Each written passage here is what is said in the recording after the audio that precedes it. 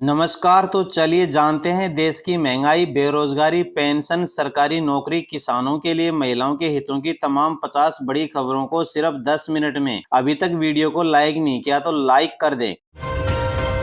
दिग्गज उद्योगपति रतन टाटा का मुंबई के वर्ली शमशान घाट पर राजकीय सम्मान के साथ अंतिम संस्कार किया जा रहा है।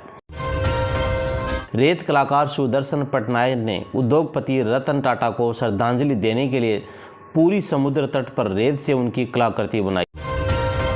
रतन टाटा का राजकीय सम्मान के साथ अंतिम संस्कार पहले गार्ड ऑफ ऑनर दिया गया। कल रात 86 साल की उम्र में उनका निधन हुआ था। वियंतियाने पहुंचने पर प्रधानमंत्री मोदी का गर्मजोशी से स्वागत किया गया, जिसमें लाओ पीडीआर के लोगों द्वारा बिहू नृत्य भी शामिल था। हरियाणा विधानसभा चुनाव पर राजस्थान के पूर्व मुख्यमंत्री और कांग्रेस नेता अशोक गहलोत ने कहा, इस हार को गंभीरता से लिया जा रहा है क्योंकि मीडिया वहां की जनता का एक स्वर में कह रही थी सरकार कांग्रेस की बनने जा रही है। इसके बावजूद ऐसा क्या हुआ कि नतीजे उसके उलट आए। आज इस पर गंभीरता से बैठक में चर्चा की गई। इसके कारण के तह तक जाना जरूरी है। ईवीएम और कई तरह की आशंका हमारे कार्यकर्ताओं और लोगों के मन में है। कल हमने चुनाव आयोग से मुलाकात भी की।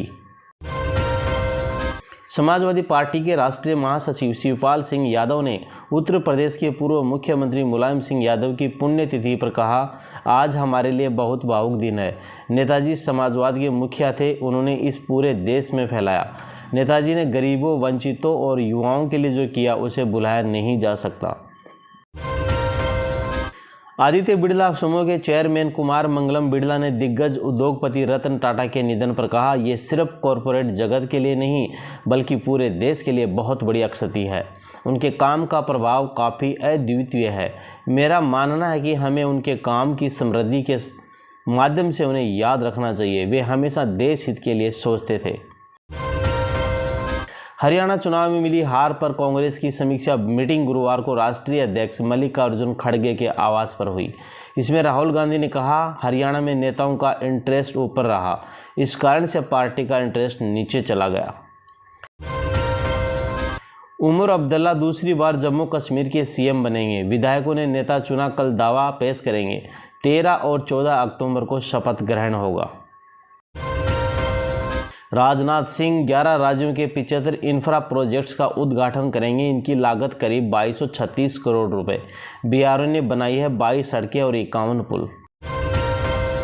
हरियाणा के नए सीएम के तौर पर नायब सिंह सैनी 12 अक्टूबर शपथ लेने वाले थे। पंचकूला के परेड ग्राउंड में शपथ के लिए तैयारियां भी शुरू हो चुकी थी। भीड़ जुटाने के लिए सरकारी बसें तक मांग ली गई थी। हालांकि पीएम नरेंद्र मोदी के विदेश दौरे की वजह से इसे टाल दिया गया है। दिल्ली सीएम आवास से बाहर निकाले जाने के बाद आतिशी अपने निजी आवास में सीएम ऑफिस का काम करती नजर आई। दिल्ली मुख्यमंत्री ऑफिस की तरफ से इसका वीडियो भी शेयर किया गया। इसमें देखा जा सकता है कि आतिशी सीएम आवास से निकाले गए सामान के बीच बैठी है। इस दौरान उन्होंने एक फाइल पर साइन भी किए। कोलकाता रेप मर्डर केस डॉक्टरों की भूख हड़ताल का 5वां दिन। सरकार से मीटिंग बेनतीजा। मुर्शिदाबाद के दुर्गा पंडाल में पूर्व प्रिंसिपल को दिखाया महिषासुर। देशव्यापी जनगणना अब 2025 से ही शुरू हो पाएगी।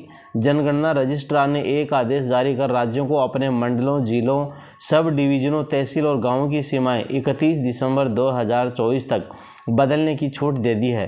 पहले ये समय सीमा 30 जून तक ही थी। हरियाणा के नए बीजेपी विधायक ने अधिकारियों को धमकाया, बोले काम करो वरना छोड़ूंगा नहीं, सस्पेंड कर दूंगा। 5 साल मुझसे झूठ मत बोलना।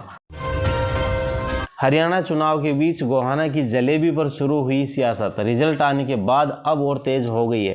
कांग्रेस ने रिजल्ट आने के बाद नायब सिंह सैनी के घर जलेबी भेजने की बात कही थी, लेकिन अब इसके उलट हो गया है। रिजल्ट में पूर्ण बहुमत मिलने के बाद बीजेपी ने 550 रुपये की 1 किलो जलेबी कांग्रेस नेता राहुल गांधी के घर भिजवाई है।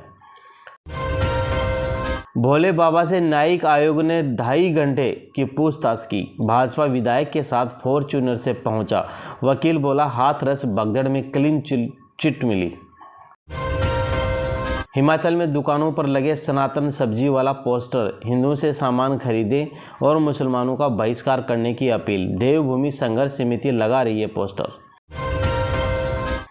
हरियाणा विधानसभा चुनाव में कांग्रेस की करारी हार के बाद पार्टी के अंदर घमासान मचा हुआ है और शैलजा के समर्थक नेताओं ने चुनाव में हार का ठीकरा भूपेंद्र सिंह हुड्डा के सिर पर फोड़ा है। नेताओं का कहना है कि वे हारे नहीं है, उन्हें हराया गया है। सीजीआई चंद्रचूड़ बोले, देश की पूरी निष्ठा से सेवा की, इतिहास मेरे कार्यकाल को कैसे आंकलन करेगा, इस बात की चिंता।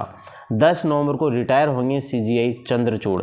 उन्होंने कहा कि दुनिया में बदलाव लाने के लिए अपने जुनून के चलते हुए काम के दौरान अक्सर खुद को चरम सीमा तक धकेल देते थे। लंबे समय तक ऐसे काम करते थे जिसे दुनिया की समस्याएं केवल उनके कंधों पर टिकी हैं। हरियाणा में एमपी राजस्थान की तरह 2 डिप्टी सीएम होंगे। मंत्रिमंडल में 10 नए चेहरों को मिल सकती है जगह। सैनी होंगे मुख्यमंत्री। पूर्व अमेरिकी राष्ट्रपति डोनाल्ड ट्रंप ने चुनाव से पहले एक बार फिर भारतीय प्रधानमंत्री नरेंद्र मोदी की तारीफ की है। पिछले 2 महीने में ये दूसरी दफ़ा है जब उन्होंने मोदी की तारीफ में कसीदे गढ़े हैं। ट्रंप ने एक पॉडकास्ट में चर्चा के दौरान कहा कि मोदी एक टोटल किलर है। यूपी के सीएम योगी आदित्यनाथ ने गोरखनाथ मंदिर में दुर्गा अष्टमी के दिन अनुष्ठान किया। आगामी उत्तर प्रदेश विधानसभा उपचुनावों पर समाजवादी पार्टी प्रमुख अखिलेश यादव ने कहा, सभी विधानसभाएं इंडिया गठबंधन समाजवादी पार्टी जीतेगी। बची हुई सीटों पर बातचीत करके विचार करेंगे। रतन टाटा के निधन पर राष्ट्रीय कांग्रेस अध्यक्ष मल्लिकार्जुन खड़गे ने कहा, रतन टाटा अच्छा काम करते थे। उन्होंने हमेशा कहा कि देश पहले, व्यापार बाद में। मैं उनको श्रद्धांजलि अर्पित करता हूं।